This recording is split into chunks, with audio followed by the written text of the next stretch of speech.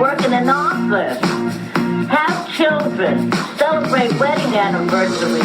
The world of heterosexual is a sick and boring life.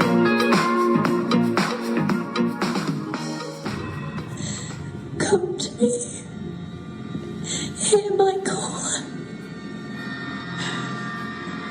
Come to me.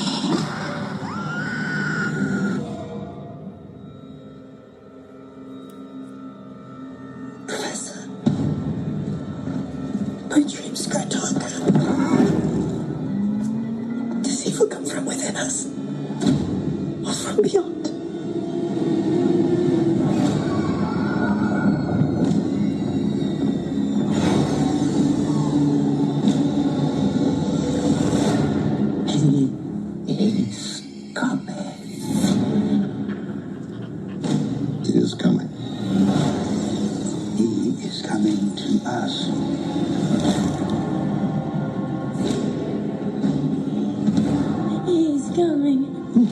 Coming to you, my child.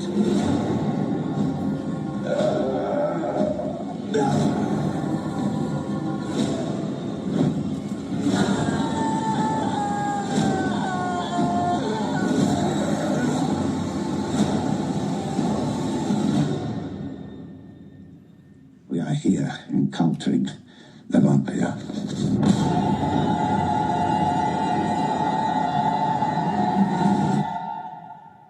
Nosferatu.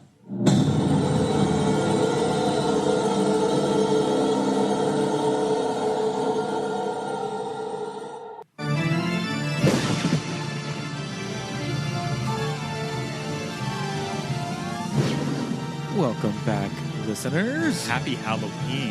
Happy Halloween. Pete. Yes. This opening theme What? is like my Halloween anthem. This spooky cookie song that we're listening to right now? The theme to Ernest Scared Stupid is fire. It sure is. Listeners, this is a very fun Halloween theme. It's a great Halloween episode.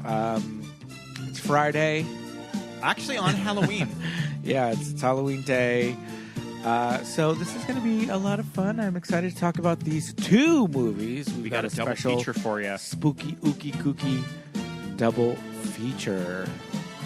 My name's Pete. And I'm Scott. And these are the movies that made us gay. We have a Nosferatu double feature for you. Yes, we do. Just in time for Halloween. We have one of the newest movies that we have covered on the podcast, and quite literally the oldest movie. Yes, indeed. 103 years old? Yeah, this shit's old. Yeah, we're doing some but fun it's going to be fun today. to look at both. Our Ernest Scared Stupid episode will have to wait. It's coming. It's coming. Maybe next We Halloween. are big proponents of it does not have to be October to watch a scary movie. So I'll watch an Ernest movie 12 months out of the year. I don't care. We'll watch Ernest Scared Stupid and do an episode on it in February. It has Eartha Kitt in it. Of course we can do it. She's got a gap in her teeth. But little fun fact about these opening credits for Ernest, epic opening credits for Ernest Scared Stupid, but there are images of Nosferatu There are, yes. in the opening credits. Probably one of my early exposures to Nosferatu were from the credits of Ernest Scared Stupid. As a character. Giving kids history lessons in horror. There you go. Ernest is doing the Lord's work out there. Jim Varney, R.I.P. And that guy Cherry, the guy who directed all the Ernest movies. Oh, yeah. I'm not familiar. Oh, yeah, it's like done by one person. Oh. And I think that he directed all of the TV ads with Ernest. Good for him. Yep. But yeah, Nosferatu, we're doing both of the movies. We watched the original 1922 movie, Nosferatu, A Symphony of Horror. Yes. And then we watched the new one that just came out last year. We sure did. The Robert Eggers directed feature, not Dave Eggers, the author, novelist. Sure. Mm-hmm. Whether or not they are related, I can't tell you. Probably I think not. he does do screenplays, though. Okay. But very different. Yeah, absolutely. Don't make that mistake. No, do not make that mistake. But, I mean, yeah, we're here. It's Halloween. We've got some vampire movies. We're going to talk about some Nosferatu lore, but we watched both of them. Movies from 1922, old silent movies. They could be just about an hour, or they could be pushing 4 hours. They could be pushing 4 hours. You never know. Yeah. Mm-hmm. You never know what you're going to get Like, with did movies D.W. like that. Griffith ever make a tight 90-minute movie Absolutely in his career? not. Probably not. But I don't know. There was no movie. There was no film production system as we know it today, or as we knew it in Or the at least looked middle very of the different. century. Looked completely different. So there's no like proper trailer for this movie. No. Also, it's silent. So we can't Yeah. play a trailer for a So silent we movie just on had a to podcast. cut in the Eggers trailer, which also kind of an epic teaser of that movie. I remember first seeing that teaser Yeah. and just being so fucking excited for it. Yeah, I was very stoked when I found out he was doing Nosferatu because I very much enjoy his previous movies and his style and aesthetic, if you will. Definitely a passion project for him too. He's been trying to get this movie made for years. Yes, which we learned, and so when I found out that he was doing a pass at it, I was very Well, I mean, excited. I have not seen the Werner Herzog. We've seen bits of it. Take on it. Or at least is it I've from seen the bits of it. late 70s or the 80s. I'm not sure. Klaus Kinski. Yes, indeed. I think it's called Nosferatu the Vampire, I believe. But this is a fun take, and we're going to talk about it. We're going to get into the original Symphony of Horror, Murnau version, and how it's so old. How old is it? How old is it? It's so old that it's been in the public domain for many, many years. It's one of those movies that Hence you the could credits just, for Ernest Scared Stupid. Yeah, you could just pick up a VHS copy of it at your local Big Lots, for $1. Oh my God, finding this in a Big Lots bin? Oh, yeah. I remember in Big Lots, they would have like VHS, and then eventually they would have DVDs, and they would just be... I love a good Casper cartoon. They would found just at Big Lots be and Woolworths. Nonsense for the most part. There'd be some gems in there. There'd be Some good Three Stooges. Occasionally there'd be a Nosferatu, but there'd be a lot of horror. There'd be a lot of, Elvis, Abbott and Costello. There'd be this. There'd be weird compilations of like the Little Rascals. Yeah. Weird Our Gang tapes put together. Radio dramas, radio game shows. What's My Line and all that. The Bickersons. You which love I the Bickersons. You love to listen to them on road trips. Love listening to the Bickersons. So funny. Yeah, we would go to Big Lots a lot. And you remember seeing Nosferatu, Yes. a Symphony of Horror at Big Lots? Yeah. I love that. Yeah. And, House on Haunted Hill, the weird Vincent Price one. We just did a watch of House on Haunted Hill this October. And just being like, oh my God, these movies, these like old ass movies. Like, why would I buy this? Meanwhile, now we would be buying all of them. Yeah. At a time when, purchasing movies was not terribly expensive anymore, but not cheap. By the time I remember seeing these, I would say it would be like the late 80s, early to mid 90s when I would see stuff like that and remember be like, oh, okay.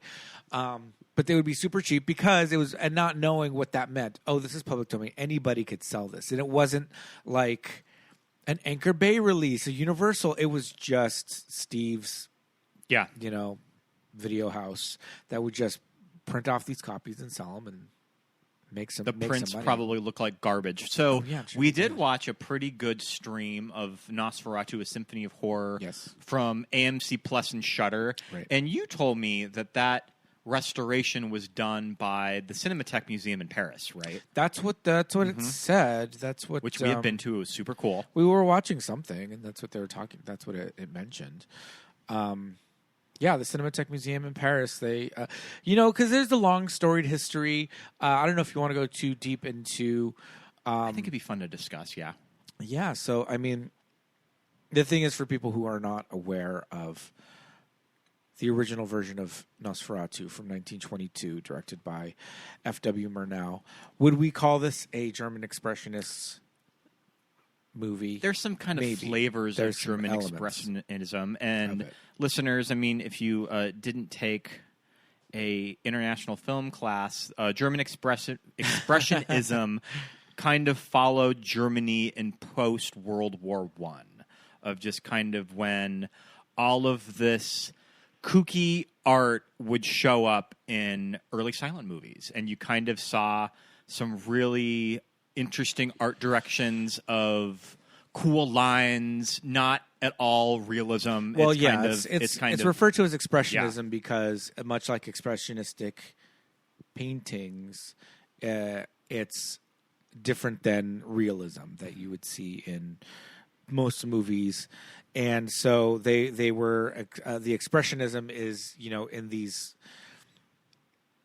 backgrounds that didn't look realistic. They looked like they were painted. They looked like they were illustrated, things like that. So you get a lot of these very kind of early Tim Burton kind of styles. Tim Burton inspired. Black and white checkered floors and dark, and it's also in black and white. So there's these dark blacks and whites and all of that. Cool vanishing points on sets. Right. Of how they're playing with space. I think that this movie is lumped into that because it was produced in Germany at the same time as those expressionist films. And there are some elements, some visual aspects, but I think a lot of this is kind of naturalistic. So I think it's a little bit of a hybrid.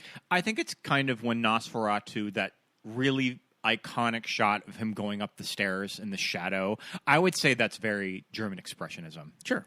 Is how they film that shadow, and also some of the backgrounds in the windows, I would say, are kind of German expressionism. The little flats of the town outside. Yeah, this director, I think, was working with real spaces, and I think that is really interesting, of just kind of how can he find that type of filmmaking of just making this movie out in the wild. Well, for context, most silent films at the time were not shot in a real location, a castle, the woods, these homes.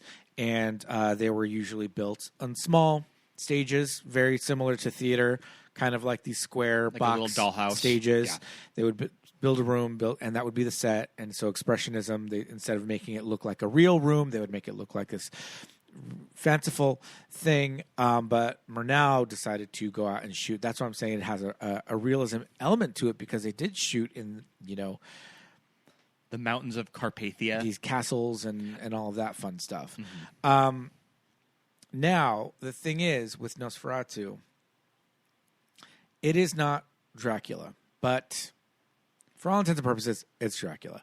When you watch it, and when you watch the Eggers 2024 version, you can really sit there and go, okay, this is hitting all the beats of, Bram Stoker's Dracula or any of your favorite recognized characters. Whatever your favorite Dracula pass is, it really hits a lot of the beats from those movies. And so it's really fun to watch it that way. But the thing is, Murnau and those filmmakers at the time did not get the approval to shoot a Dracula film, and so they said, okay, we won't.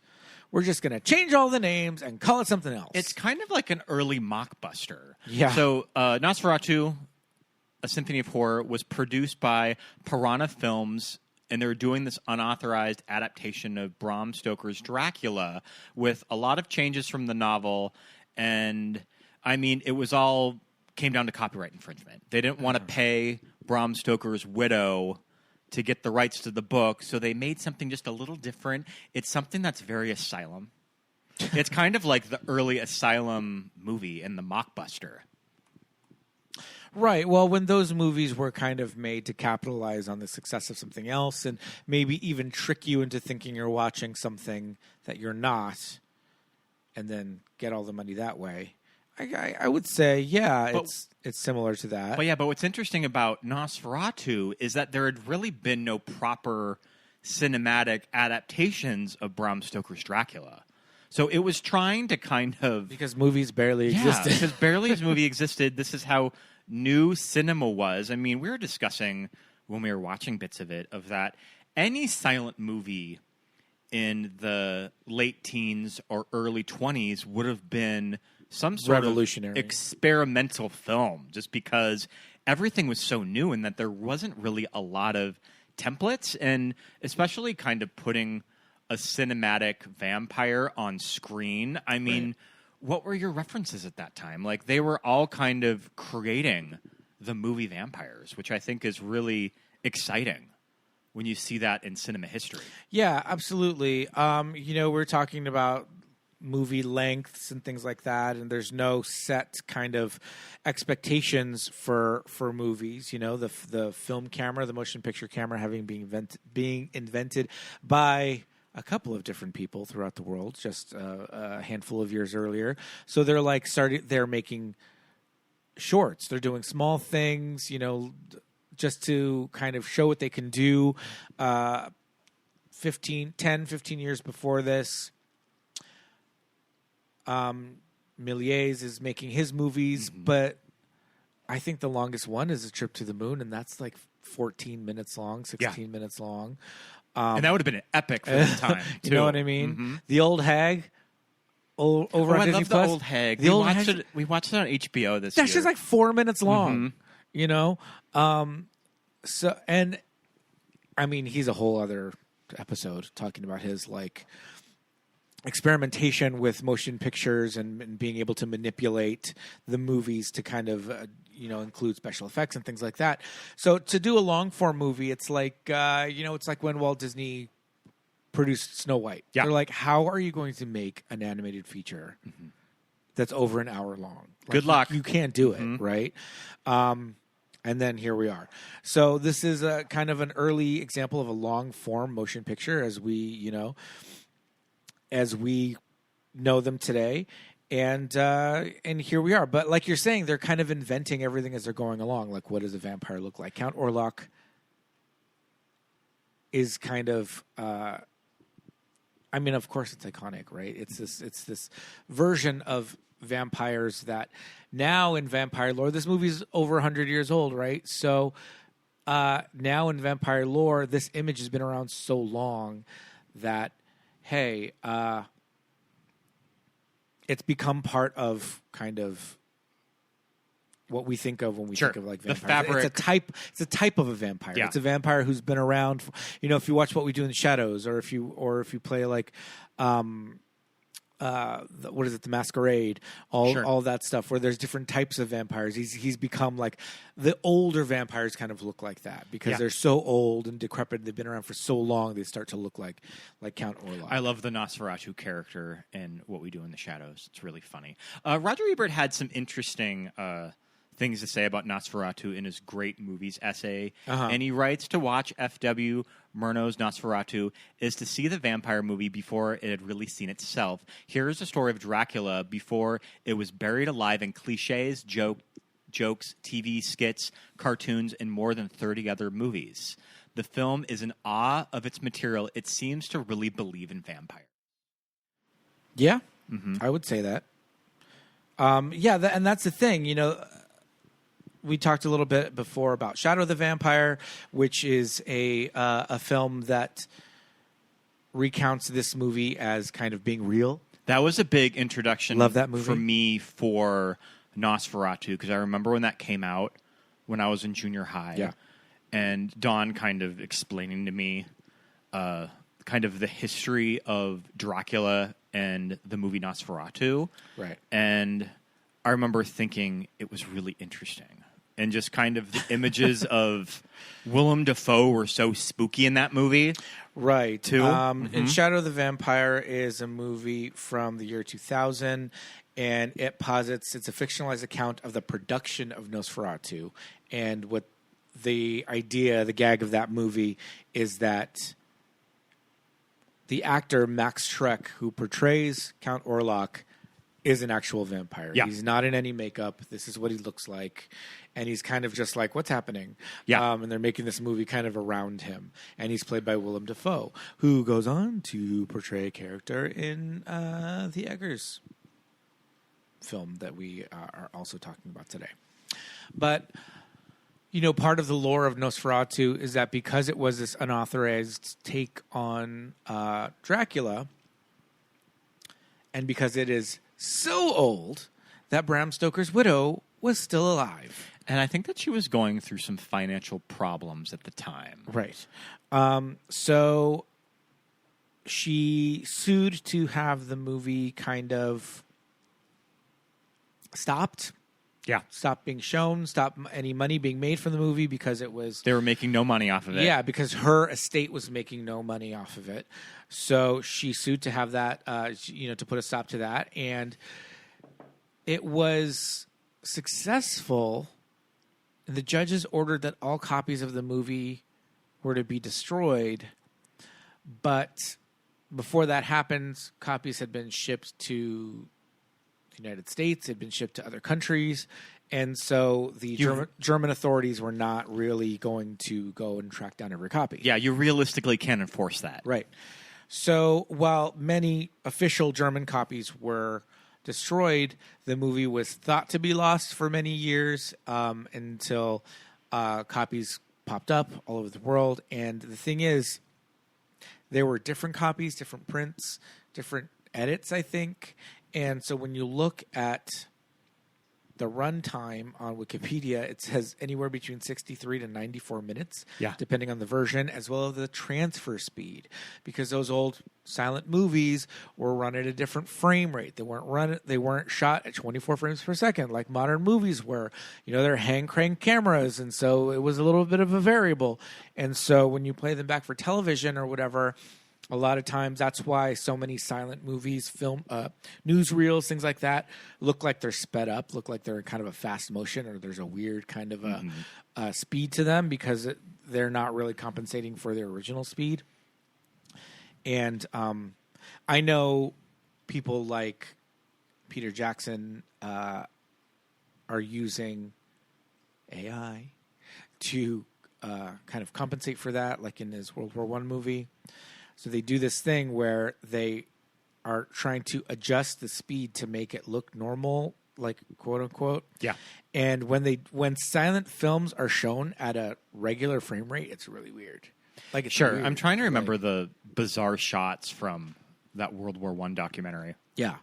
All of it. It was very strange. Yeah. It was very strange to see those old films, especially with color added and all that. And they add like ambient sound and things like those driving tours that we see on YouTube of like I'm through obsessed Los Angeles with those. in like the 40s or whatever. I'm obsessed with how and they add street with noise how and all that. kind of weird some of those shots are. Like it'll be footage of someone driving down Sunset Boulevard in like 1940 or something. Yeah.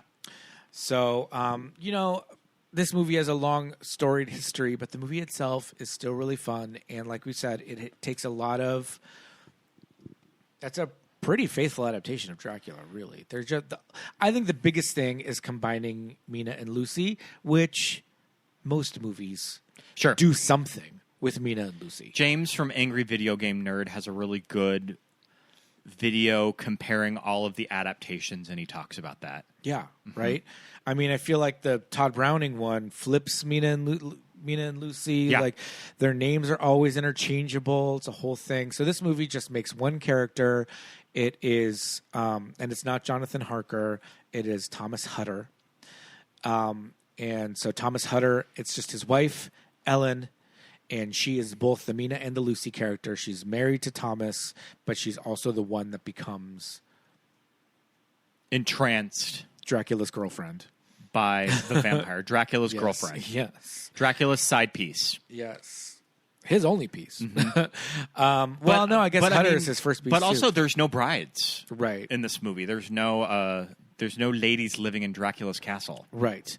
And aside from, or rather than Count Dracula's depiction, especially in the Todd Browning version with Bela Lugosi being, a suave count with a cape and a tuxedo. The slick back hair. Count Orlok looks like a little mouse. Mm-hmm. Not a little mouse. What does he look like? Well, I mean, it's interesting. He looks like a goblin. It's interesting when you look at the history of, Bram Stoker's Dracula and just kind of the character creation of Dracula in general. Let's call it what it is. It's a little xenophobic. And it was definitely kind of maybe unintentionally commenting on stuff like fear of immigration, fear of Jewish people. Right. And I think that's maybe just so ingrained in... these foreigners coming to our country and just bringing the plague. literature at the time that you just see it kind of show up. Right. Yeah, I mean that's a part of the source material that's there. Bram Stoker's kind of personal beliefs. Bram Stoker as a person is a whole other topic to go into. I don't have too much information on that, but no, you're right. And I think with the characterization of Count Orlok, there are some maybe racist or anti-Semitic tones when it comes to his vibe. Yeah. But for the most part, he does look like a little kind of like a maybe like very rat-like, a little bat-like. He doesn't turn into a bat. He doesn't turn into a wolf in this version. He's just himself. But he's he doesn't look like just a person. Whereas Count Dracula, Bela Lugosi kind of just looks like a very suave, man. Nosferatu kind of has a penchant for little hats too. I love all of his outerwear and hats. He's got a feather. Nosferatu. He's got a feather in his hat. He likes a sturdy coat. I like his outerwear choices. I like his little strawberry shortcake hat. Yeah. That he wears when he first comes to the castle. Mm-hmm. Yes. I like the one with the big feather when he's the coachman. That one's fun. But yeah, Nosferatu has some definite fashion choices. He's always wearing nails because a lady can never be You're too really sure. not doing drag. Yeah. If you're not wearing nails. There's a couple of shots where you can really see like the bald cap coming in. Yeah. And it goes really far down. Like it's a proper, like it covers like his whole head. It's very interesting. So he needs to go back to Party City where he belongs with his bald cap. But yeah, I mean, what a weird kind of like clearly there had never been anything like it. No, but it's not just quite. such a fun, like, I think it's such a cool look. I love it. It's such an iconic look. I mean, another reason why I wanted to do Nosferatu for October, we started out with Gods and Monsters, and we were kind of discussing earlier this month of how a lot of the fundamentals of horror are sort of built on just sort of this queer community.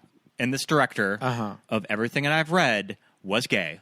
His friend and lover, Murnau, he in fact was a homosexual. His friend and lover, a poet that he served with in World War I, was killed on the Eastern Front in 1915, and it just kind of had this big, profound effect on him. And a lot of just sort of his loss ended up, his kind of loss, sacrifice, and the violence of war ended up in his film work. Okay. And I mean, you could really kind of draw a lot of parallels with him and somebody like James Whale, and just kind of the types of movies that they went on to direct, and just kind of building all of these fundamentals of horror of that he kind of is largely responsible for. I think that's always just like a really interesting discussion of just kind of when you look at him in his personal life. Sure. I mean, he ended up going to Hollywood later in his career. I mean, he died in his 40s. He died in a car accident in, I think that it was in Southern California in the Palisades. But he went on to do major Hollywood movies. I mean, The Last Laugh, and Sunrise. And Sunrise was an early Oscar movie. I think that it was awarded in the very first ceremony. And he died in a car accident in his 40s. Interesting. Very interesting. And also, he ended up having a very Gods and Monsters relationship with a man at the time, that a young actor by the name of David Rollins, who he invited to his home in the late 20s, and Rollins would pose nude for him. Love it. In his garden. And in a later interview, Rollins claimed to have been puzzled and surprised at the request, but was comfortable enough with his body to oblige. So that's kind of a little bit of Gods and Monsters, of just kind of this guy posing nude for this movie director. And when you look up the pictures of him, very handsome. Of Murnau or of the actor? Of the actor, okay. David Rollins. Okay. Interesting. So yeah, a little, just a little background for the director. I think it's kind of interesting when you kind of look at the otherness of a character like Nosferatu. Is that Count Orlok? Count Orlok is that you could say that there are a lot of connections with his personal life, with all of that. So, whilst this movie is 100 years old, and there have been various and plenty ways to watch it because it is in the public domain and it's free.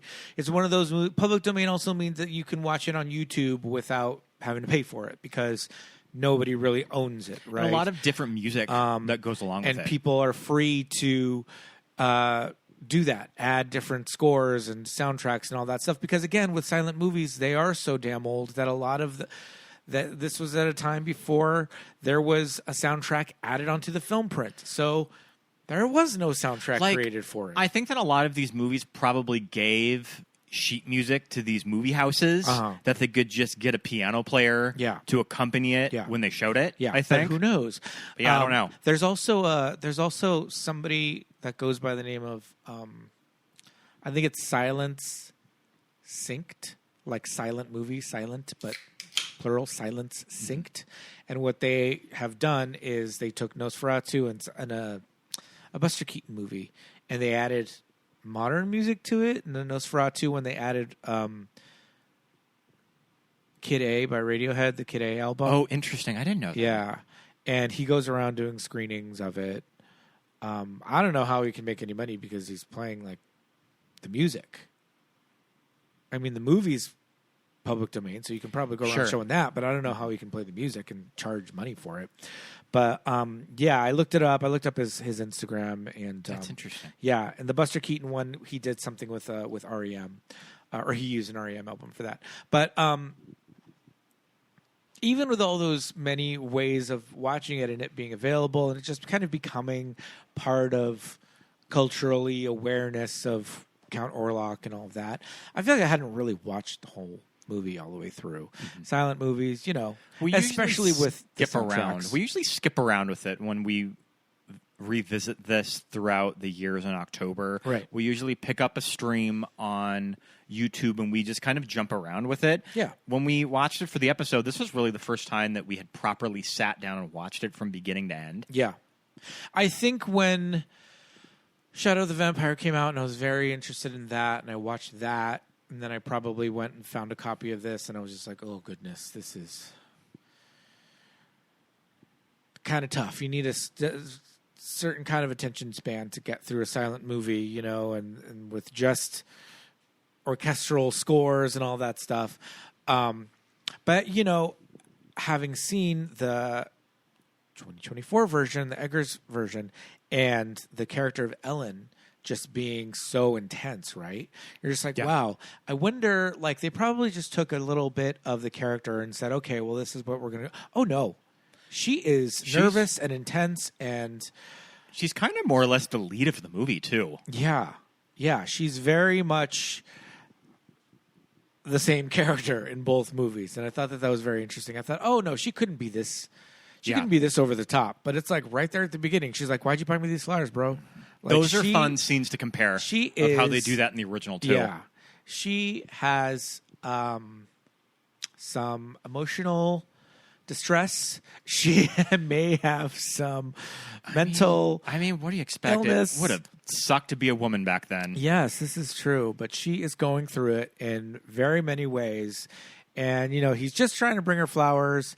And she's just like, why'd you bring me these flowers? Flowers depress me. And he's like, what are you talking about? She's like, they're going to die, bro. Mm-hmm. And he's like, okay, all right, sure, sorry. But that's her thing. She's just like, she struggles with bouts of melancholia, as they would say, but she's just an intense girl. She's a dark, moody girl. She's got a cat. Yeah. She's got her hair in her little ringlet curls. Mm-hmm. She's got her little corset. She's going through it. And she doesn't need Thomas Hutter and his bullshit. She's like, go sell that damn house and Get back here. Well, before we get to the Eggers movie, is there anything else that you wanted to talk about for the 1922 movie? What are your favorite scenes of this movie? I know that you really love the shots of Nosferatu holding his coffin. I really we shouldn't count Orlok. Holding his coffin. I really like Orlok carrying his coffin around. He has to do it all. Mm-hmm. He has to carry his own coffin. So, again, they are creating cinema language in this movie, right? And so you see somebody like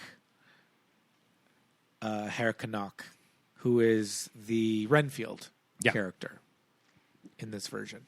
And Herr Canuck has Doc Brown, Albert Einstein, crazy hair. I like that shot of him towards the ending on the roof. Yeah. He just looks like an old mad scientist. He's not a scientist. He just looks like a crazy old man. I'm not a scientist. But he's a young man, the actor. Sure. But they drag him up to look like an old dude. He looks crazy.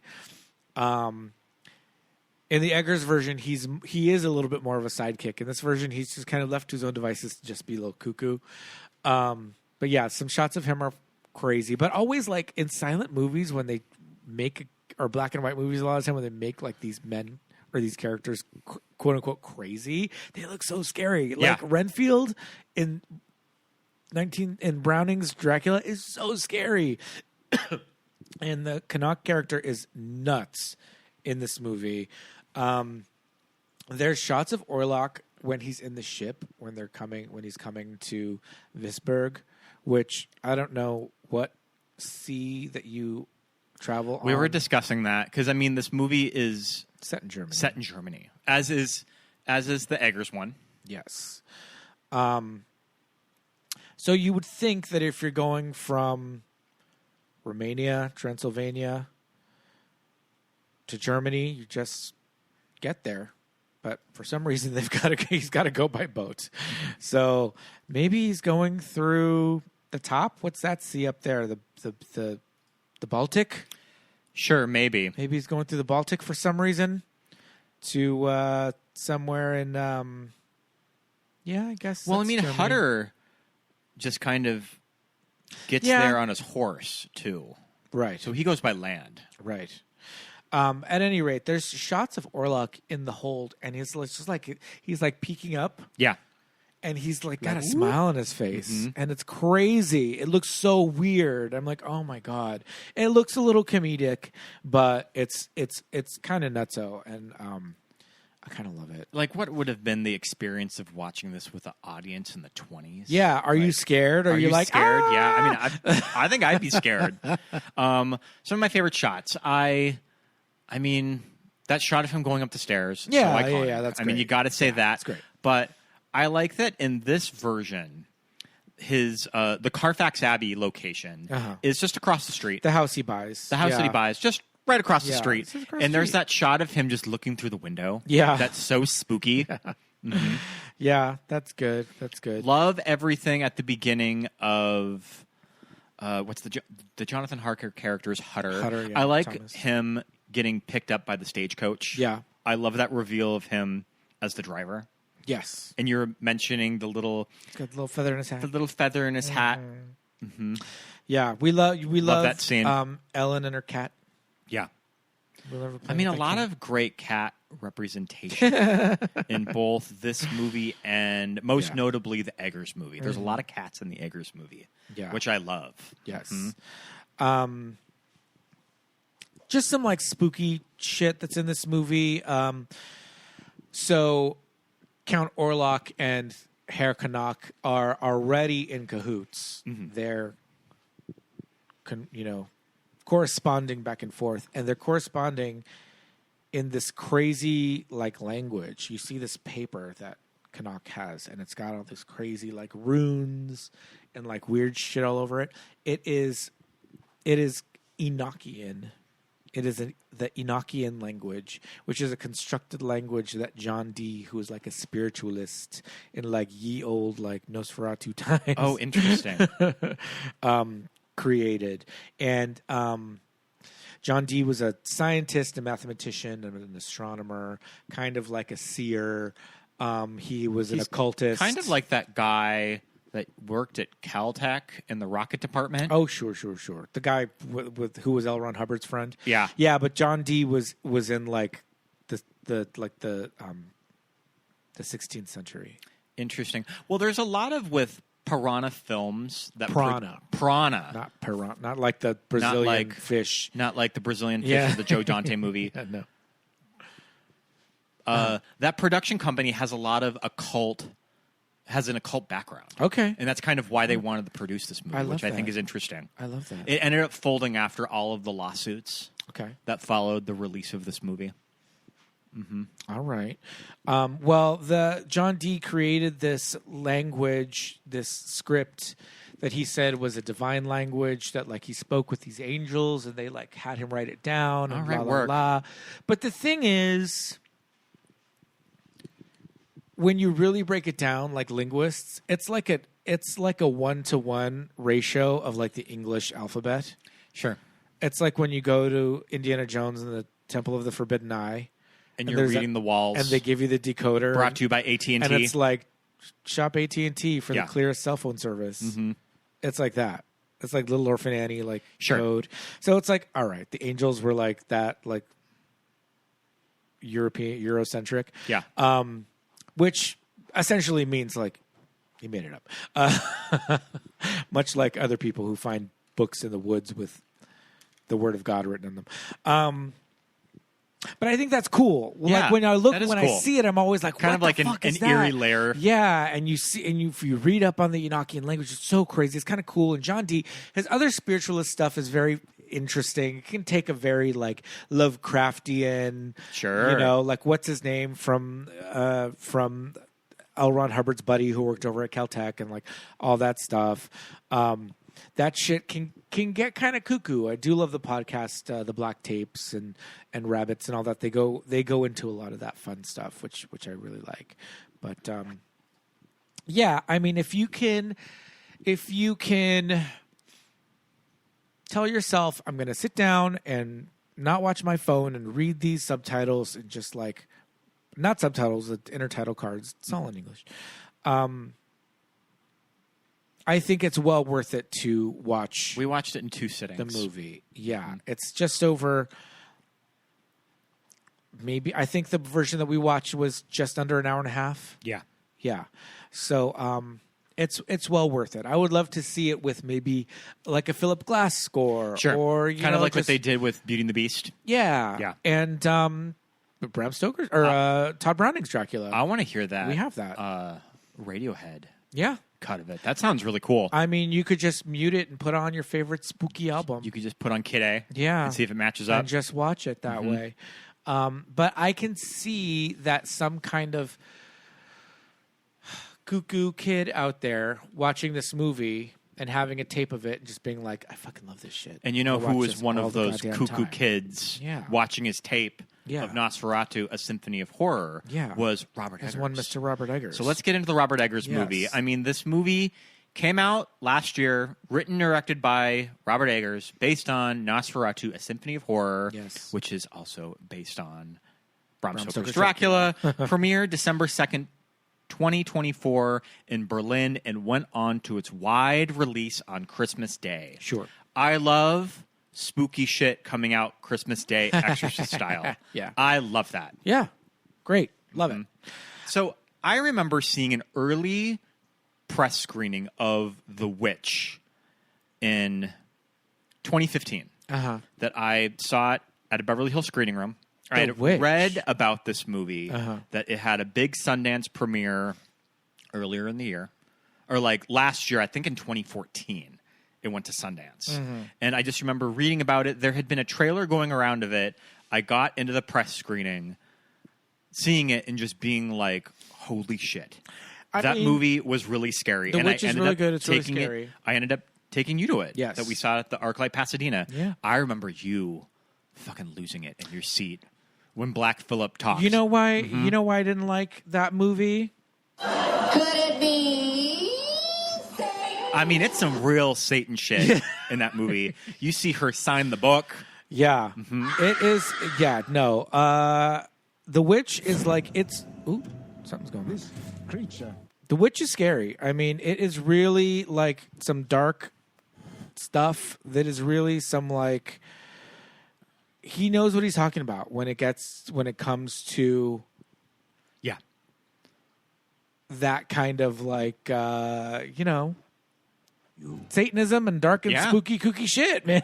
I don't know. Where it shows up all throughout history. Oh, yeah. So I remember reading early in 2015 that he was developing a remake of Nosferatu. Right. And I was like, oh, yeah, that makes total sense. And I could even see Anya Taylor-Joy as kind of being the romantic lead of the movie. Right. What's her character name again? Ellen. Yeah. Could totally see her being Ellen.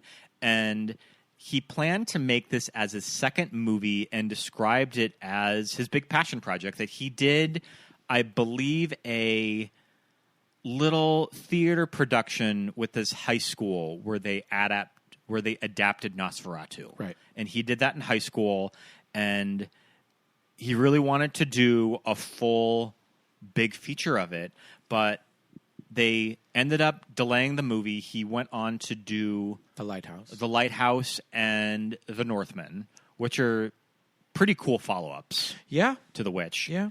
And Skarsgård and Lily Rose Depp were eventually cast in September of 2022, and filming took place primarily at a lot in Prague. And it shot between February and May of 2023. Bitches don't even know how to spell Prague. And this movie, I believe, had a year edit. That they were working in post on this movie for over a year. Because I remember hearing whispers of test screenings and just kind of a lot of speculation of, is he going to pull this off? Like, is this movie going to work? It's going to work. And we saw this movie, I remember, New Year's Eve with our friend Marlene at the San Diego Mall. Ooh. And I will always remember us going to that NIMAX. That I remember sort of getting that big reveal of Count Orlok and just being floored by all of it. And just kind of hearing Bill's voice, like that gravelly, like deep. Yeah. Like I don't even know, like, what is he even doing with his voice in that movie? He said he's doing the throat singing. Yeah. What is the throat singing from the Simpsons? Yeah, that kind of stuff. Ooh. But yeah, he never says her name. Ellen. I mean, it's very when Anna Faris is repeating all the voices in the House Bunny. What's the girl's name that she says? Yeah. No, I mean, it was very effective. I think I will always remember that. I think Bill Skarsgård... Natalie. I think that Bill Skarsgård was unrecognizable. It was amazing. I was just like, how is that him? Yeah. How is it him? I don't even see him. You saw none of it in the marketing, too. Oh, no. I mean, that was a definite They held those choice. cards close. That was a definite choice. Lily Rose Depp, also kind of a revelation, not really seeing her in anything and being like, oh, I remember kind of maybe having some attitude about her of just who is this Nepo baby that was just given the lead in Nosferatu. And then I saw the movie, and I think she delivers. I think she's really good. She absolutely does. Nicholas Hoult, love. Love Nikki Hoult. Swoon. Mm-hmm. Aaron Taylor-Johnson, love to look at. I think he's good in this movie. I think Aaron Taylor-Johnson's definitely giving a performance that would be at home in a Hammer movie. Yeah. Mm-hmm. Yeah. Emma Corrin, fun. Yeah. And Willem Dafoe. So good. Like, come on, get out of here. Playing the Van Helsing character, essentially. But, I mean, it's really kind of Lily Rose Depp kind of walks away with this movie. The kind of stuff that she does, just it's like, it's so effective because you are like... Holy shit. A lot of that body horror that's really uncomfortable to watch. Yeah.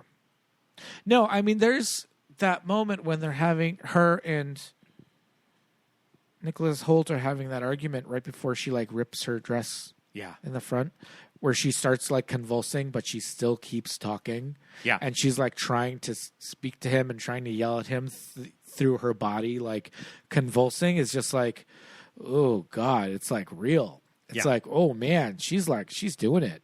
But I think Bill Skarsgård as Count Orlok, again, them not really revealing the look. And not referencing the original look of Count Orlok. No, not looking like... Which is refreshing. The Nosferatu type. They're doing something different. Yeah.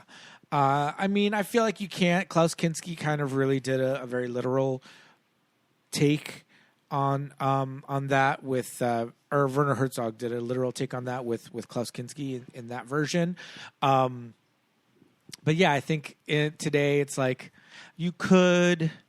They did it in Salem's Lot. Sure. On Paramount Plus. Oh yeah, that's a very well, and also the 70s or the early 80s Salem's Lot for TV. That's pretty much Nosferatu. Right. And so we've seen it in a modern... You can see it in a modern movie there and see what modern makeup could make it look like. But I think that this version with the big heavy mustache and the like fuck-ass haircut are just so specific.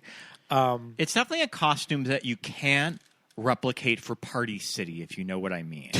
That you can't walk into Spirit Halloween and just get the Robert Eggers Nosferatu costume. It's like this. I mean, isn't really marketable. Are you just kind of referring to Pennywise? I'm referring to Pennywise, yeah, and just kind of yes, bitch. Just it can't turn into a lazy Halloween costume. I mean, you could do this as a Halloween costume, but you have to make it yourself, right?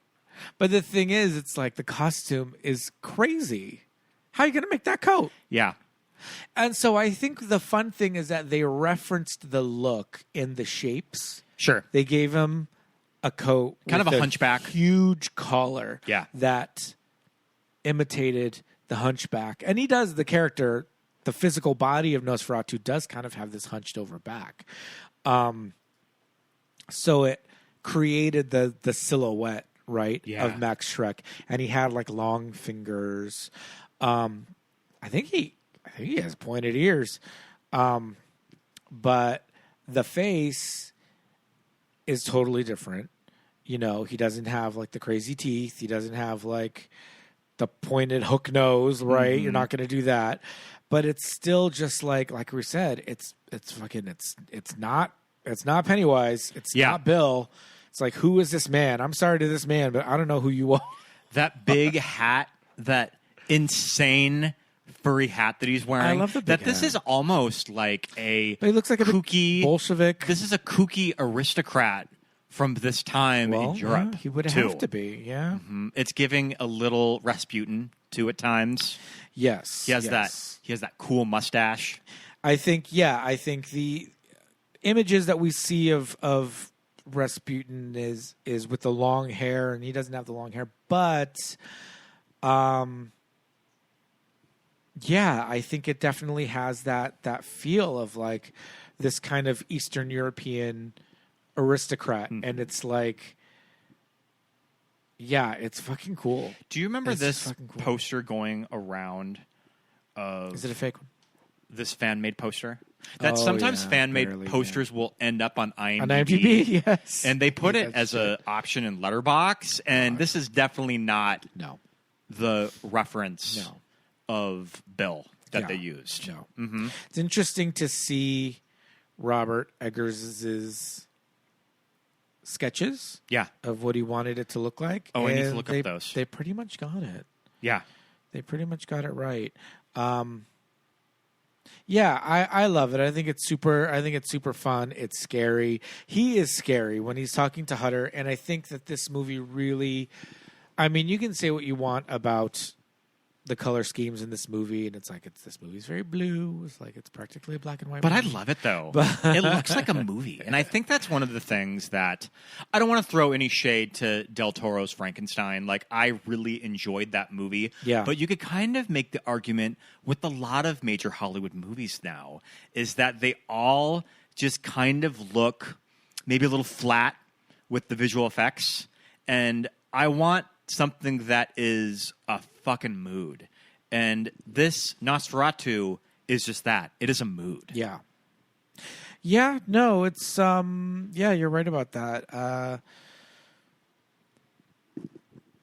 Yeah, I don't know. It's just I think the visual style is so fucking cool. I think like but even outside of like Count Orlok, when you see Lily Rose Depp and Emma Corrin, like their characters look crazy, but I mean they're going for historically accurate. Yeah, they're doing period accurate costumes. It looks period accurate, but it just looks like, oh my god, it looks spooky. They shot with these really, really high frame rate or high speed, I should say, cameras, and when you use a higher speed camera, the lighting changes, or the lighting elements change, and so they were able to restrictions, I should say. They're able to actually use candlelight in a lot of scenes to light the scenes, and like that kind of shit gives you this feel of like what it would be like at that time. Like the sun's down, it's just fucking dark now. Break out the candles. Like, we're just in this dark ass. Some of my favorite scenes of the movie are the early scenes where Nicky Hoult is journeying through the Carpathia Mountains, and he's meeting all of the eccentric locals. Right. We can call them gypsies. They're Romani. They're the Romani. The locals. Yeah. The local flavor. Right. I think those scenes are so cool. Yeah, they're very scary. So spooky. Yeah. Of that, when he sees them kind of journeying out in the middle of the night and he wants to go check it out, and there's that naked woman on the horse. Yeah. Yeah. I love all of that stuff. Is she like this sacrifice to like the werewolves that they said is like out there or whatever? And they go to stake somebody in a cemetery too. Yes. Yeah. It's like they're like little village vampire. What do you think of those first shots of the carriage? That is one of my favorite scenes of the movie, is when you see the reveal of the carriage. Yeah, it's really moody and scary and fucking crazy. In the middle of that sort of fork in the road of those roads, and you see the reveal of the carriage. Yeah. And in this one, I think is interesting that you don't see anybody driving the carriage. It is a carriage that is driving itself with these horses. Well, for context, in most versions of Dracula, and I believe it's in the book, it's heavily implied that the coachman is Count Dracula himself. Yeah. Right? It's Bela Lugosi in Todd Browning's. It's Max Schreck in the Murnau version. And it's not clear that it's Gary Oldman. It's kind of inferred. In Bram Stoker's Dracula. He's wearing like a helmet. Kind of armor. Yeah. So you can't tell. But in this version, they're like, no, it's kind of like driving itself. It's kind of a spooky image as this carriage being driven just by these horses. Right. I thought it was cool, that big opening shot of Count Orlok's castle.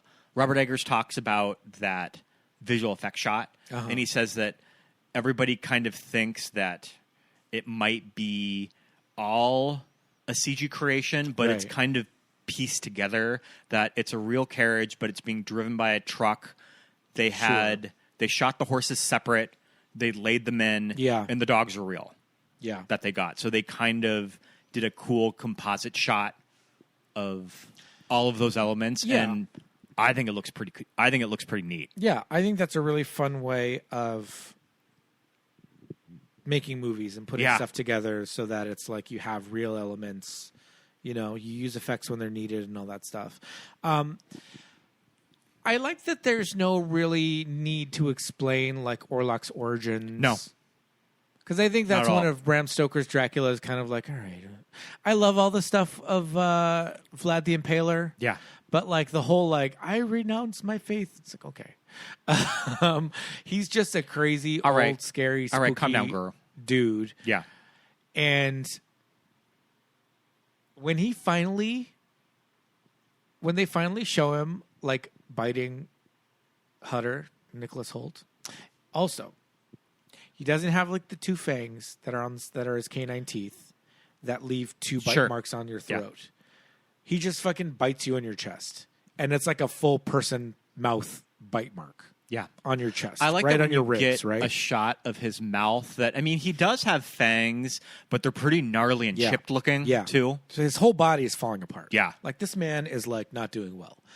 But when he finally does bite Hutter after that little chase with the dogs and all that stuff, he's like climbed on top of him. Mm-hmm. And Orlok at this point isn't like his cloak falls off. He's not wearing any clothes.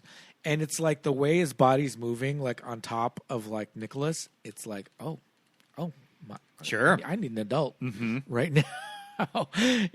I know there's elements of homoeroticism in almost every version with Dracula or the character of, the vampire and men, because with the vampire biting women, he bites them on the neck and all that stuff, and it's very like sexy or whatever. But like, okay, well, there were toxin kind of battles and cuts and edits in the Todd Browning version because, it's Renfield in that version that goes to the castle.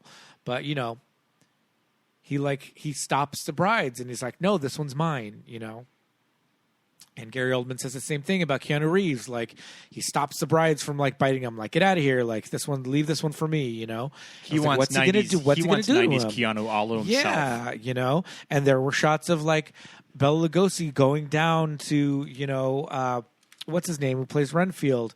And, it's like, is that too gay looking? Sure. Right. But in this movie, Bill Skarsgård is straight up like dry fucking Nicholas Hoult in that scene. What would you do if you just And saw it's crazy. Count Orlok at the club, sitting there in his giant coat and his hat, With his huge hat and his big mustache. drinking like a Miller Lite or something? Be like, Just a regular night at the Eagle. you better work. You better work. Can you tell me about your haberdasher and where you get your haberdashery? Because this hat is everything. Shit. This movie is just so effective. The scary shit is so scary, and the non-horror stuff, like Ellen Lily Rose. I think that her kind of physicality is so cool and scary, and you just believe that this woman is going through it. I have a list of the themes of Nosferatu. So I have obsession and desire.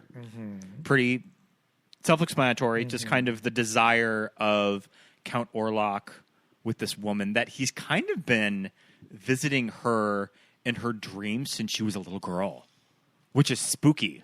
Like, he's had this psychic connection to her since she was a child, I think. And I think that's why he wanted Nikki Hoult to come to the castle. That's why he wanted that house across the street. Why he wanted that house from Hutter. I mean, it's not really across the street in this one. It's kind of across town in the Eggers one. Not literally across the street, but he's had this connection to this woman her entire life, too. I have eroticism and the grotesque, fear of the other and invasion, science versus supernatural, and society and gender oppression. And you really see the gender oppression in this movie. Like, I think that you may be talking about when Ralph Ineson tells Aaron Taylor-Johnson to make sure that Lily Rose Depp sleeps in her corset. Yeah. To improve her posture. Yeah. I was like, oh, shit. Just make sure she sleeps in her corset. This bitch ain't going anywhere. I also love medicine at the time. He's like, well, I'll increase the ether. Sure. Just splashes a bottle of ether on her face. I'll increase her dosage. And he just like fully has her huffing. He just like wets a hanky with a VCR cleaner and just has her go to town. Yeah. Like, oh, she's going through it. Here, smell this, bitch. Quiet down. And if she doesn't quiet down, then tie her to the bed. Yeah. Like, oh, well, all right. Also, like, well, cases like these can only mean one thing. Congestion of the blood. Yeah. Which means too much blood. Yeah. And what does that mean? So go get yourself a leech. That's what that Sure. means. Go get yourself a leech. Ugh. We got to bleed this one. Too much blood. Congestion. What? These are doctors. blood. These are doctors. I love when he says, I'm going to increase the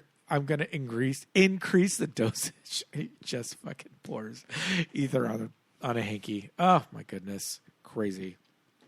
Yeah, I mean, these poor women. You know, the thing is, she's left when Nicky Hoult goes off to Transylvania or whatever, he leaves her with Frederick his and Anna. good friend Frederick and his wife Anna.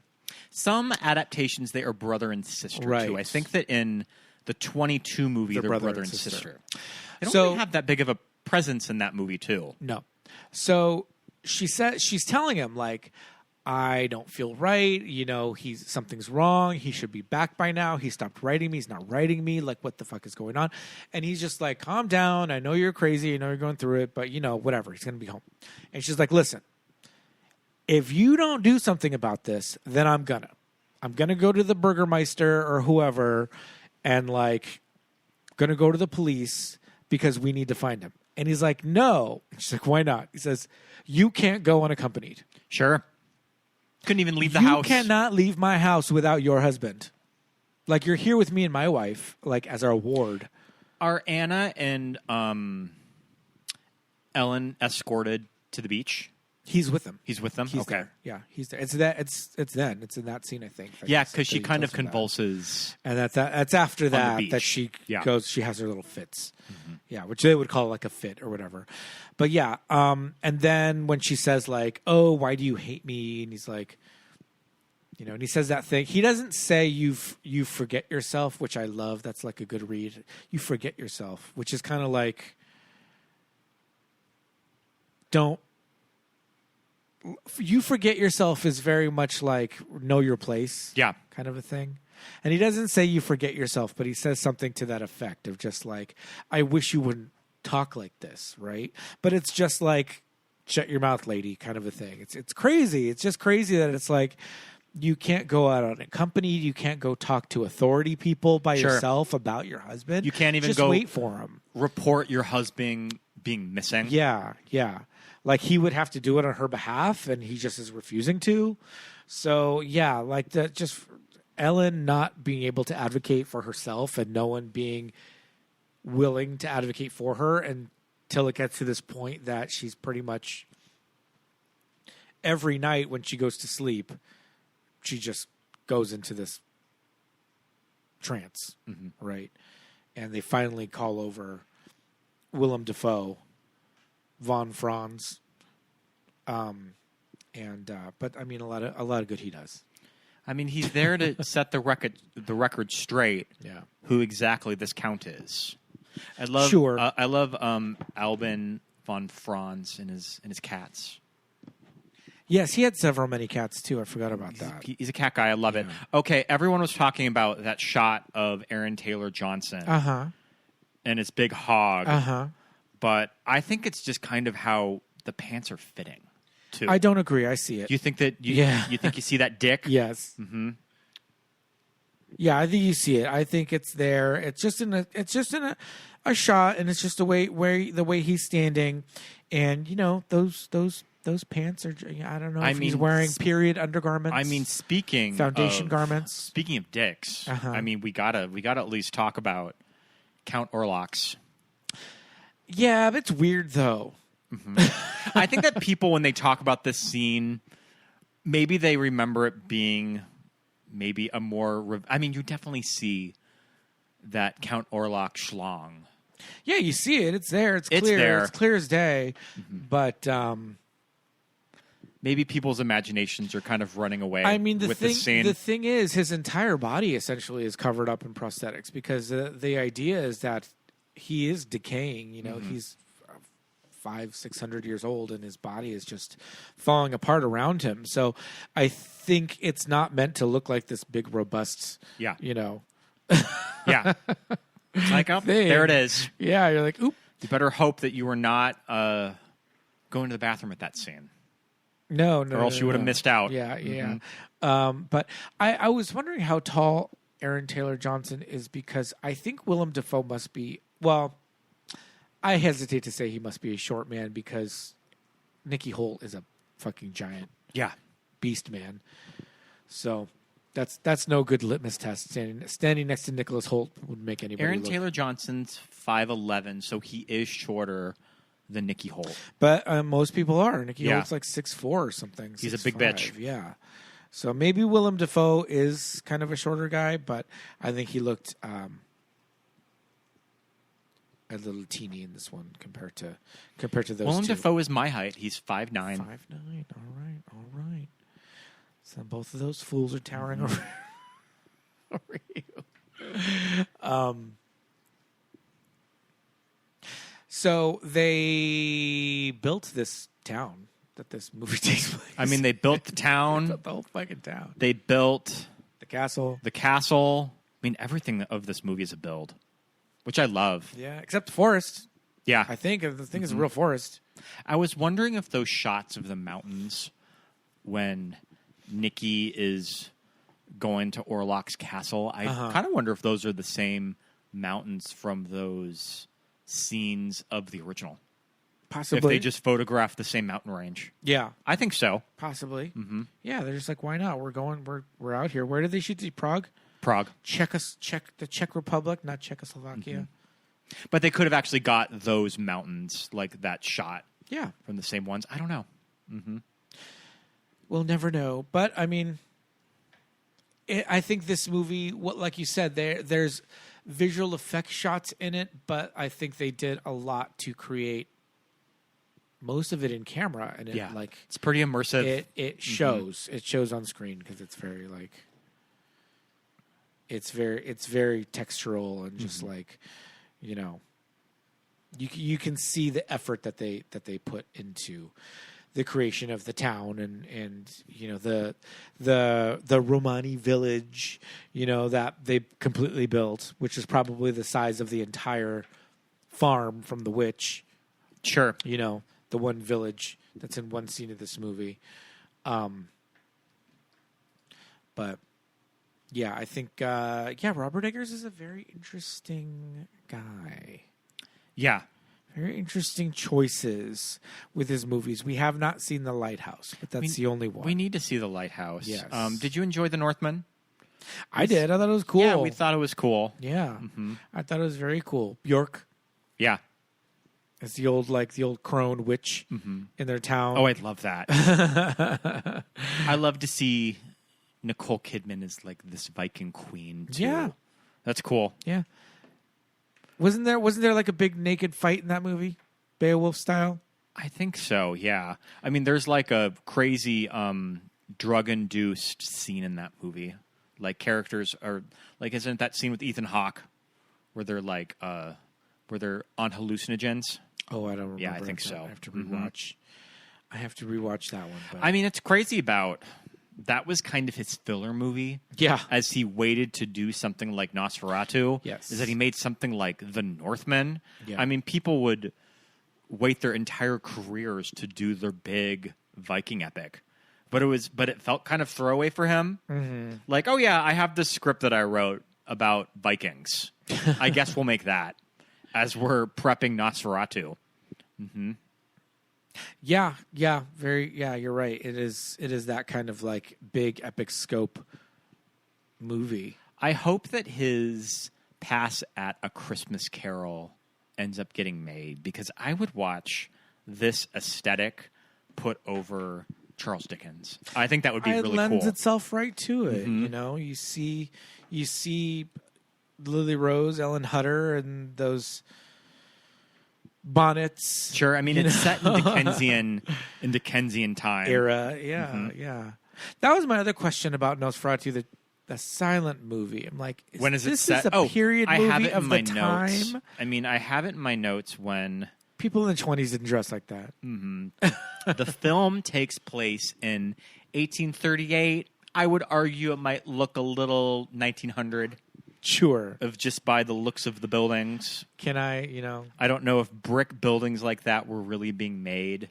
Can I tell the 18th century? 1838. Or the 19th century by decade? I don't know. I know a lot of the locations from the 1922 movie are still standing. Yes. Nosferatu's house that he buys across from them, I believe you can still visit that. And I don't know if it's old wives' tale or folklore or whatever, but a lot of the footage of the castle that Count Orlok lives in the 1922 Nosferatu, legend has it that when you go to Romania and you go visit, air quotes, The alleged Dracula's castle, Vlad the Impaler's castle, that's it. That's I always where they hear, shot at least for that establishing shot, that's the actual location. the gates. Yeah. The gates, and also, I mean, it just kind of sitting up on that hill. Sure. Yeah. Because you can go to Transylvania. It's not Transylvania anymore. It's Romania. It's Romania. But you can go there and you can go to this castle. And they're like, hey, this is Dracula's Should castle. we plan our next vacation to Romania? I don't know what else there's to do. I in think Romania. we talked about Probably this on some our stuff, but- Elvira's Haunted Hills episode of like, it would be kind of a trip just to go to Romania in 2025. Yeah. Because I bet that it is like stepping back in time when you're around the countrysides of Romania. I mean, Cassandra jokes of when they made that movie that they didn't have to dress any of the extras because that was just people Oh my God. in the countryside of Romania. That's insane. Let's see. Dracula's Castle Tour. GetYourGuide.com. Transylvania. Oh my God. We'll have to do it with Billy. Is it in Bucharest? Bran Castle Dracula? Oh, Lord. Yeah, it's a whole thing. It's a whole thing. Go look it up. There's that YouTube video of that goth couple going to movie locations, and I think that they go to the Nosferatu Yes. locations. Yes, they do. Uh-huh. They showed I love those that houses. goth couple. They're crazy. They're the best. I love them. Insane. I do kind of like watching their videos. They're Overlook Hotel. Like They went go to the the hotel from the from witches. the witches. They Yep. sure did. They sure did. They're kind of fun. I have to think of their name, but yeah, I was thinking about that when you were saying that the location's they're still there, and they look very, very similar, even to this day. Somewhere in Germany. But yeah, Eggers was like, "No, we'll just go ahead and build all this." Yeah. I mean, kind of some closing thoughts on this movie. I think I love movies that are new, that both of us watch, that we immediately have a connection to, and it feels like a classique for both of us. Right. Like, I have logged this movie 3 times on Letterboxd this year. So this is something that I regularly revisit. Yeah. And we just properly watched our new 4K disc that I bought it digitally early this year. And it was in a combo pack with the Northman. Yeah.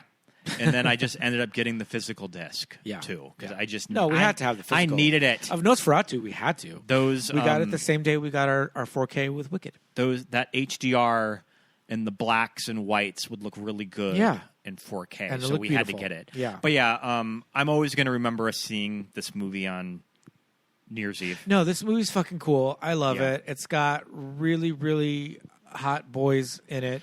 It's a lot of good-looking men. It's got great performances by the women and the non-binary folks in it. And it's just fucking cool. It's just cool. It's I fun. would have been obsessed with this it's movie. fun to compare it if it to came the out. original too, and I hope that young people are checking out the 1922 movie to kind of compare and contrast. Yes. Which would be super easy to do because, Yeah. like we said, it's available Bring everywhere. it right up on YouTube. Yeah, you don't have to have Shudder or AMC Plus or any of that stuff. You can watch a version on YouTube, and they're perfectly fine. I hope the it's a same movie that they end up putting back in theaters Yeah. too. Oh, yeah, I that want would to be see. really I want to cool. see re-releases of this. Yeah. Something that they were going to have to show at the new Bev or the Vista from time to time. Yeah. Yeah. I mean, I would go see The Witch. I would go see a double feature of the two of these. You know, I think they're both just really effective horror movies. I think that this one would probably pair really well in a double feature with The Lighthouse. Even though we haven't watched The Lighthouse, you could kind of get the Willem Dafoe kooky character double feature. Yeah. So Bran Castle is a castle in Bran in Transylvania, essentially. But it's outside of Romania, it's marketed as Dracula's Castle. It is presented as the home of the title character. There's no evidence that Stoker knew anything about the castle, which has only tangential associations with Vlad the Impaler. Sure. But, you know. If you're going to think of a spooky castle somewhere that would have been Transylvania in Romania, this is going to be the place. Sure. Yeah. Yeah. Close enough. It looks cool. So that when they say it was Dracula's castle that they shot at, that's what they're talking about. Sure. It looks cool though. Doesn't look like a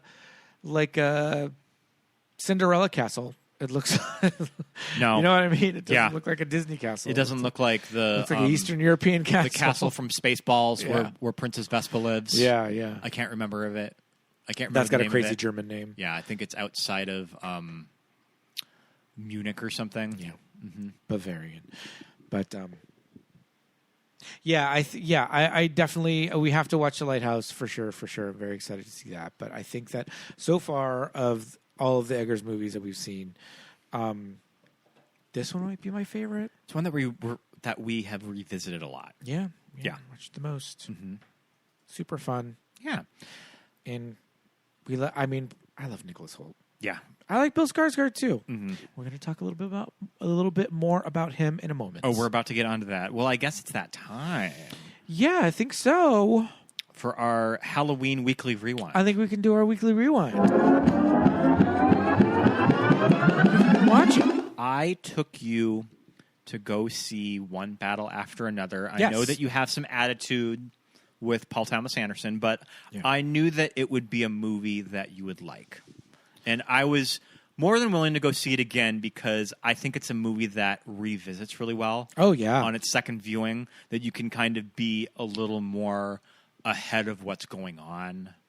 That I think it helps when you revisit this movie. What did you think of Paul Thomas Anderson's One Battle After Another? I really enjoyed it. There's just certain things I think personally, while I love the performances in Boogie Nights, I think that it is a little too long. I don't like the heist at the end. Magnolia, again, great performances. I do not like watching Magnolia. I drug you to that movie Yeah. in Santa Monica Yeah. a few years ago. There's good performances in it, but would I sit down to watch Magnolia of my own volition? Probably not. So that's where my attitude about Paul Thomas Anderson comes in. And some of his other movies I just haven't bothered seeing. You know? I just revisited Phantom Thread, and I really liked it Didn't see it. on another watch of that movie. Yeah, yeah. And so, I really liked this movie. I thought the story was compelling. I had some questions upon leaving, but nothing that were like, oh, well, they killed it. No. It's okay that it's ambiguous. Yeah. I think you were wanting to know maybe the political or the societal context of when the movie is set. Right. Is this the Trump administration? Yeah. What is going on? Is it George Floyd? I don't know. But, whatever. The French 75 or whatever they're called, they're revolutionaries. I'm assuming for the extreme left. Great. Love it. I thought Leo's performance was so good. Yeah. I really liked it. I thought his performance was I think it's one of his best. So good. I think he could easily win Best Actor for this movie, and no one would care there was a second one because it's that good. He carries the movie. I thought Benicio del Toro was great. Thought it was really fun. Yeah. I'm kind of on the team Benicio del Toro for the supporting actor nomination. I know that Sean Penn is going to get that fucking nomination. Yeah. Because, it's Sean Penn. It's Sean Penn, and it is a really great performance. For that walk alone, definitely Oscar-worthy. But I kind of want to... Yeah. Yeah. Yeah.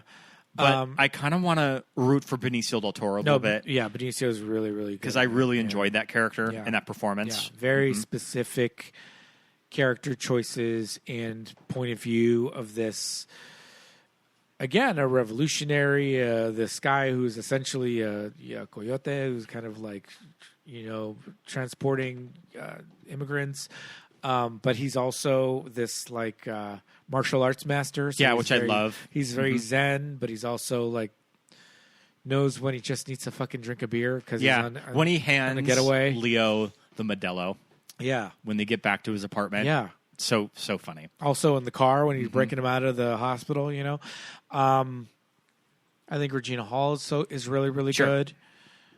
In a brief role, but I think that even the role is small, I think she's really effective in it. Yeah, I agree. Yeah. I get that Tiana Taylor it's the showier character, so it makes sense that she's going to make the best supporting actress lineup. But I think that Regina Hall maybe did it for me a little more.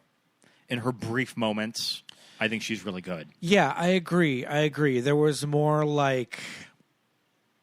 I saw more like history in her face of this character has been doing this shit for a long time, and she's tired. How she's talking to the daughter. Yeah. And with Tiana's character, Perfidia Beverly Hills. Please welcome to the stage, Perfidia Beverly Hills. Yeah, it's showy. It's a good performance, but it's very like, I don't know. Not that it's easy to do these things, but you know, it's just she's mouthy and she's this and she's that. So it's like it's the showier role. Mm-hmm. Alana Haim. Sure. As Mae West. we were talking about how insane Alana Haim's wig is when she's in hiding. Her ma wig. Her ma wig. It's like, I don't know, girl. It's like you trying to hide from people? You are sticking out like a sore thumb in that sight insane ma wig. With that shit on. Yeah, that was crazy. Chase Infinity, I think, what a great debut performance. Chase Infinity sounds like a credit card. Mm-hmm. You got to get that Chase Infinity. It's got to go double the points. I mean, I think this is her debut role. Take your Chase Infinity to every restaurant, got double the points, and just pay it off like your debit card. Okay, she was on an Apple TV show before this, Presumed Innocent with Jake Gyllenhaal, but this is her first major movie. No, she's so good. Yeah, I think she's great. Okay, get the fuck out of here. I'm dying right now. So when Perfidia Beverly Hills has the baby and they're staying with her, like her grandma and the auntie. Yeah. And the grandma and the auntie are like, oh no, you're like, not you. You're the wrong man and blah, blah, blah. And they're saying all this stuff to Leo. And Leo's like, okay, I don't know what to do with this. Like, you're telling me all this stuff. What do you want me to say? You know? So I'm looking at the cast right now. And one of the actresses who plays Grandma Minnie is named Starletta Dupois. And I will never forget, in the commentary for Pee-wee's Big Adventure, Paul Rubens says, this woman who plays the police officer who is taking my report for my missing bike, he says, her name was Starletta. What makes you think the What makes you think the Soviets are involved? No shit. And I said, Starletta Dupois. That's Grandma Minnie. Get the fuck out of here. And I said, I only know one Starletta in my life. And I clicked on it, and there she is. She was in Big Mama House, Friday After Next, The Notebook, and Pee-wee's Big Adventure. Iconic. In 1985 as Sergeant Hunter. There she is, Starletta Dupois. No, I think, Chase Infinity in a very early breakout role. I mean, get the hell out of here. She's so good. God, where is she in this cast? You have to click on all cast and crew to get to her. I had to Google. Jeez. I had to Google the cast. Maybe it's in order of appearance. It's probably in order of appearance. Because she doesn't come in until the time jumps 15 years later. Yeah, she's right before Benicio. And they're in the scene together. As Willa, as teenage Willa, she's so good. She is so pretty. Not that has any bearing on her as an actor, but she's so pretty, easy to look at. But she's kind of killing it in this performance, and this movie's tense. Yeah, it's tense. I'm just like, I had to go pee for like half the movie. Well, I could go pee, but I knew what was happening. Yeah, you went and got a soda. That we were going to get to a certain point of probably the last 45 minutes. You can't leave. That I'm just like, the last 45 minutes of this movie are fire. Yeah. Of when this movie kind of starts to get into its last act. Yes. And so there was a moment where I was like, I gotta go. Should I go? And then I was like, I can't really miss once she leaves for the dance, it's over. Yeah. You're like, I can't. You have to watch. It's like one after another. Yeah. One battle after another, you might say. One could say.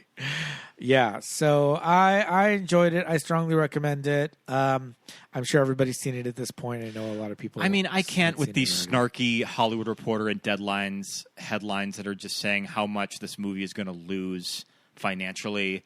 I'll just say, What? I think Warner Brothers has had a really good year, and I think that they can probably eat it on this one because they'll probably end up with Best Picture next year. Ooh. So, yeah. Ooh. All right. Yesterday, I got to the new Catherine Bigelow movie on Netflix called House of Dynamite. Uh-huh. I knew this movie was polarizing when I saw the people who I follow of what they were rating it. And when I was watching it, I could see why. Okay. Because this isn't really giving anything away that there is a nuclear attack on the United States. Yeah. And it is going to be hitting mainland United States, specifically Chicago, in 18 minutes. And you see it done from 3 different points of view. I was on board with this movie until the last section, which I feel like turns into a very special episode of The West Wing. Oh. And it's everything that has to do with the president. Okay. That I think that, I don't know, it's such a strong first half, and I think it really face plants in the last 30 minutes of the movie, which is unfortunate. Yeah. It is very real and scary material. Yeah. That this is kind of the best case scenario of something like this happening. And I don't even want to think about if what the current administration would do in something like this. Right. I would say it's a mixed bag. It is worth watching. Rebecca Ferguson is in the first half. I think that she's really good. I can't wait for the type of role that is eventually going to nominate Rebecca Ferguson, because I think that she's a really great actress. This, sadly, will not be one of them, because I think that she is in and out of this movie in 20 minutes. But oh, wow. That's crazy. Yeah. She's like in all the marketing. She's in all the marketing. All of her scenes are early in the Situation Room, and then it quickly goes on to the other perspectives. Kind of a mixed bag for me. It's kind of a weird... It's in the Venn diagram of Catherine Bigelow, a Roland Emmerich movie, and an episode of The West Wing. That it kind of lands right in the middle of it. Interesting. But yeah, so I watched that on Netflix. All right. Speaking of Netflix, we went to Frankenstein. I did allude to some of it earlier when talking about Nosferatu, that I was maybe throwing a little bit of shade about some of the visuals of Nosferatu kind of having that Netflix flatness. Would you agree? I don't know. I mean, maybe that's just visual effects now in a lot of these movies, that maybe it might look a little cheap in some shots. Sure. But that said, I didn't I really still think that. I still really enjoyed the movie, though. I'm glad that we saw it in the theater. Yeah, I really liked it. I really thought it was a lot of fun. I think it was one of Del Toro's best. I think it has a lot of rewatchability. I mean, we all know that Shape of Water won Best Picture and Best Director, but Crimson Peak is not. No. Crimson I don't Peak care about looks Crimson really Peak. good, but maybe Yeah. not a great movie, though. Yeah. And what else? I mean, Pan's Labyrinth, great. I never revisit Pan's Labyrinth. Right, we don't revisit too. Pan's Labyrinth enough. I even have that for that Criterion, and we've never watched it. I know. So, I think as far as that stuff goes, I think that this movie has really strong rewatchability. I think that some great performances. I really think Jacob Elordi was doing some good work. I in couldn't that movie. picture the monster being played by anyone else. By Andrew Garfield. Yeah, I mean, I know that he came onto this movie within 3 weeks of filming. Yeah. Did they? How much of the look do you think that they had to redesign? A lot of it. A lot of it. I think they had to redesign the whole thing. They have very different faces. Yeah, I think they had to redesign the whole thing. I think that and they were in like almost a year of design for Andrew Garfield, and they had to scrap it. It was the strike. Redo it. So that lost him. But yeah, visually I thought it was really cool. I think it's just the kind of movie that like young teenage, early 20s Pete would have been all about. We can be monsters together. I really liked it. Yeah. I can't wait to see it on Netflix. I wanted to try to make it to the theater one more time to go see it, but I don't know. Yeah. I don't know if we're going to make it. We also watched the premiere of Welcome to Derry. What did you think of it? We did. It was one episode. It wasn't a 2-episode premiere. I would have liked to have seen a little bit more. I think they're going there. Sure. I don't want to give away too many spoilers, but I was just like, oh, shit. I really hope that it doesn't devolve into more or less remaking the Losers Club. Right. Because I kind of think that that's what they're going for. I don't know. With what happened at the end of this episode, I don't know how they're going to do that. Because that was crazy. It was giving me a few years ago when you go into Spirit Halloween and you would see a lot of zombie babies. Yeah. It was giving that. Yeah. That zombie baby that's in the promos. I will say that does look a little Halloween store. But I think it was effective in that it was shocking. More than it was scary. Sure. And not shocking in the, like, I can't believe they did that. But I was just like, oh, well, all right. It kind of turned my expectations like, oh, also that's something they're going to go there. You see a lot in the book is that when Stephen King writes these situations, kind of like Beverly going over to her childhood home to discover this weird old lady living there. Yeah. And then you kind of slowly see how fucked up everything is. Yeah. You get that in the opening scenes of this, too. Yeah. I think the production value was high. This is all from one episode, so we don't know where it's going. And they definitely spent a lot of money. They spent a lot of money on this. Yeah. If you are a fan of the Andy Muschietti movies, it's the same Derry from those movies. Then you'll like it. It's the movie theater. It's the town. It's like the school. Like they are referencing these locations and this town like perfectly. Just, the 50s? The late 50s? Yeah. I think. What was the movie that they were at? Was it The Music Man? It's The Music Man. Yeah. Which I've never seen. I only know from the monorail episode of The Simpsons. Yeah. That's my main I point don't of even know reference. if for the I've ever Music seen. Man. I've seen The Music Man on stage, but I don't know if I've ever seen the original Music Man. And the guy in The Music Man, the titular Music Man, I'm assuming, he's like singing and dancing. And I was like, the fuck do I know this guy from? Like, what other movies did this guy do? I know his voice. He's in The Last Starfighter. He's the old man in The Last Starfighter that comes and gets him and it's like, we're taking it Alpha Centauri. It's like, that's where I know him from. But I am excited for Welcome to Derry. Is there another episode soon? I don't know what day we watched Sunday. it on. Sunday. Ugh. Andy directed the first episode, right? I believe so. Yeah. But I'm excited. They got Bill late. I remember when they announced this, I think that they thought that they didn't have Bill Skarsgård signed on to it. Right. And I think that he is going to be doing appearances. I think that he did end up signing on to it. Okay. All right. Because I'm like, it doesn't have to be Pennywise. No, it doesn't need to be with the Everybody story. gets so confused with Pennywise and the clown. I and always all think that it's interesting to stuff. talk to coworkers that only really know it pretty much from the Andy movie. And like they probably hadn't even seen the 90s, miniseries though, but they're so hung up on it's a movie about a killer clown. Yeah. And I just want to be like, is it though? Yeah. Were you actually watching the movie? Did you watch? Yeah. It's a clown that can turn into anything. Well, you're half right. Yeah. I'm optimistic. Sure. I liked the first episode. I thought it was good. I'd watch it again. I'd actually like to revisit it because I was I had a long day at was work, so late. I was It kind was of late. dozing off a little bit. It was late at I'd night. like to watch it again. We can watch it before we watch episode 2. Yeah, I'm we'll okay do with a double feature of Yeah, it. I'm okay with that.